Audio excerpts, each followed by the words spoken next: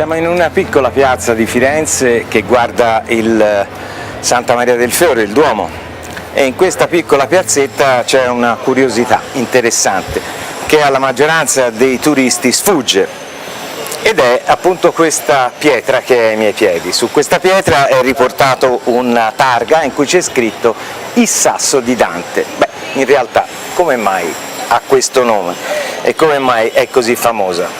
Vediamo.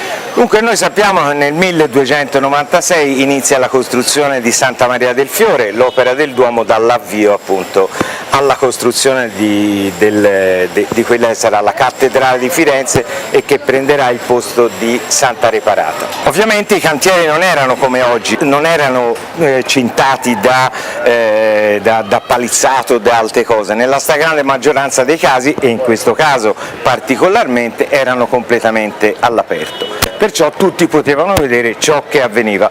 Consideriamo che i lavori della realizzazione appunto di Santa Maria del Fiore dureranno più di 100 anni, dall'inizio, cioè dal 1296, arriveranno a superare la data del 1400.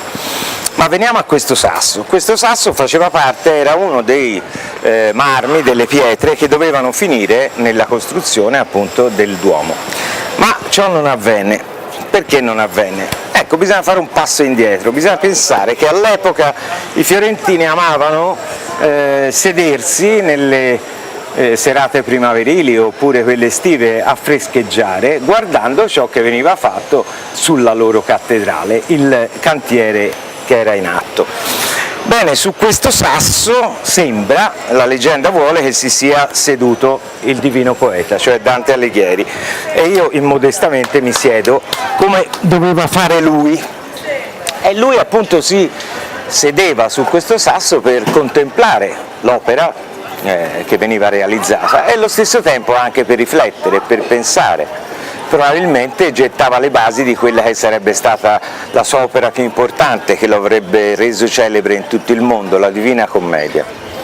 Mentre lui sedeva qui appunto, sembra, la leggenda riporta, che un giorno lo incontrasse un suo amico bolognese, un mercante bolognese, che cercava in tutti i modi di attaccare il discorso con Dante. Dante invece era assorto nei suoi pensieri e non voleva dare più di tanto spago, cioè retta al mercante bolognese.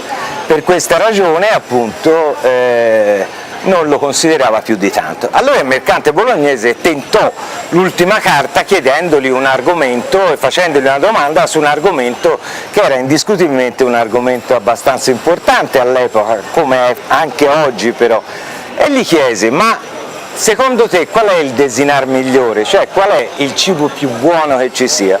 E Dante gli rispose senza scomporsi, continuando a guardare con lo sguardo appunto in qualche modo rivolto verso il cantiere del Duomo, gli rispose l'ovo, cioè l'uovo.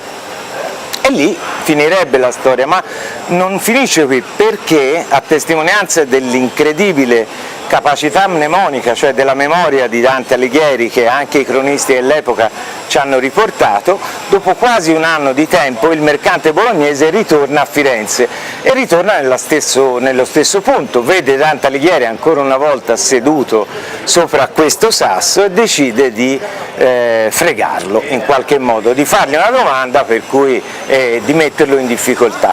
Perciò gli arriva alle spalle senza farsi riconoscere, senza farsene accorgere a Dante, e gli chiede con che cosa, cioè con che cosa è buono quello che lui aveva risposto, il desinare buono, cioè l'uovo. Dante non si scompone minimamente e gli risponde coi sale.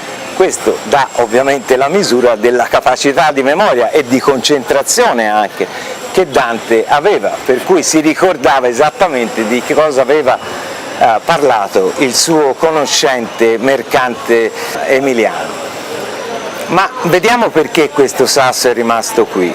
Ci sono due diverse teorie. La prima è quella che, avendo appoggiato qui le Auguste Terga, il sommo poeta, sappiamo che la Divina Commedia diventerà importantissima subito molto rapidamente dopo la morte avvenuta a Ravenna in esilio di Dante Alighieri, e chiaramente un luogo, un posto, una pietra dove si era fermato Dante aveva tutti i diritti di essere lasciata in situ nel posto e perciò celebrata per quello che era. L'altra invece è una notazione negativa, cioè noi sappiamo che c'erano state le lotte fratricide e civili a Firenze fra Guelfi e Ghibellini.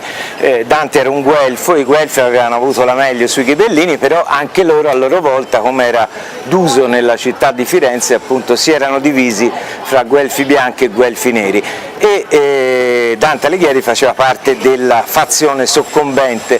Per questa ragione fu anche esiliato e non poté mai tornare a Firenze, infatti, come dicevo prima, morì addirittura in esilio a Ravenna.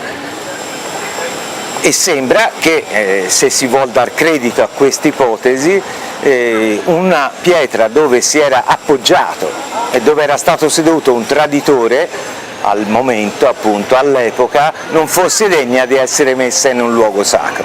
Queste sono le due ipotesi, ovviamente ambedue lasciano aperti vari spiragli e varie interpretazioni. Sta di fatto che il sasso sembra sia qui ancora dall'epoca di Dante.